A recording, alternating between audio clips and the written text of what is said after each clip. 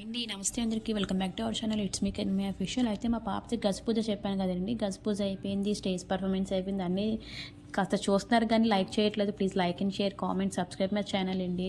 అయితే లాస్ట్ అంతా పూజ ఇది అయిపోయిన తర్వాత ఆ రోజు ఈవినింగ్ స్టేజ్ మీద డ్యాన్స్ రెడీ చేయడం మా పాపని రెడీ చేస్తున్నాను అనమాట. నాకు సాయంత్రం మా తమ్ముడు మా అమ్మగారు ఇంకా వచ్చారనమాట.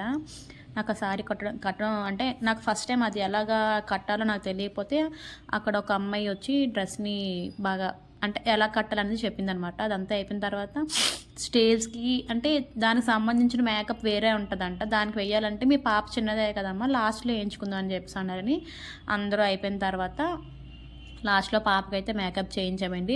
ఇతను విజయనగరం నుంచి వచ్చారనమాట, తగరపల్స మేకప్ వేయడానికి అనమాట. మేకప్ వేయడానికి ఫ్రీగా ఏం కాదు, మనీ తీసుకున్నారు. నెక్స్ట్ ఆఫ్టర్ మా మేకప్ అవంతా వేసిన తర్వాత మా పాప చూడండి ఎంత క్యూట్గా ఉందో.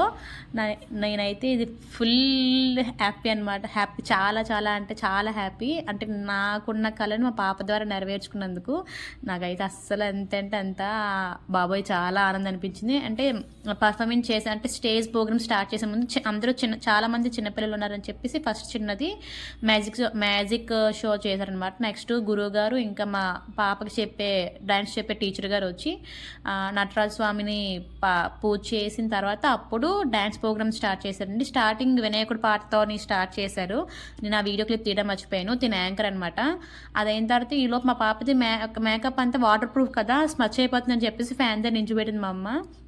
అండ్ నెక్స్ట్ ఇదంతా అయిన తర్వాత వినాయకుడు పాట అయిన తర్వాత ఈ అమ్మాయి ఒక సాంగ్ చేసింది అనమాట.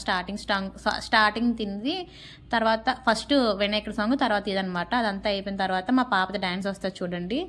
అది నేను సాంగ్ యాడ్ చేద్దాం అనుకుంటున్నాను కానీ నాకు అది ఇంకా అంటే నేను ఇప్పుడే కదా స్టార్ట్ చేశాను, అది ఎలా అనేది నాకు ఇంకా తెలియట్లేదు.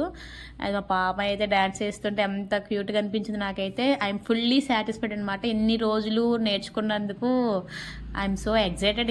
ఇంకేమైనా ఫర్దర్గా వీడియోస్ అంటే స్టేజ్ పర్ఫార్మెన్స్ కావాలి అని అన్నట్టయితే వెళ్ళిపోవడానికి అయితే రెడీగా ఉన్నాను నేను, మా పాప. ఇంకా ఈ సాంగ్స్ కాకుండా ఈ మంత్లో ఇంకా సాంగ్స్, వేరే సాంగ్స్ అన్ని ఇంకా 2-3 సాంగ్స్ నేర్చుకుంది మా పాప. వీడియో సాంగ్స్ అయితే నాకైతే మా బాబాయ్ నాకైతే చాలా చాలా నచ్చింది. వీడియో చూస్తున్నారు కానీ లైక్ చేయట్లేదండి. Please like and share, comment, subscribe చేయాలని లైక్ చేయండి.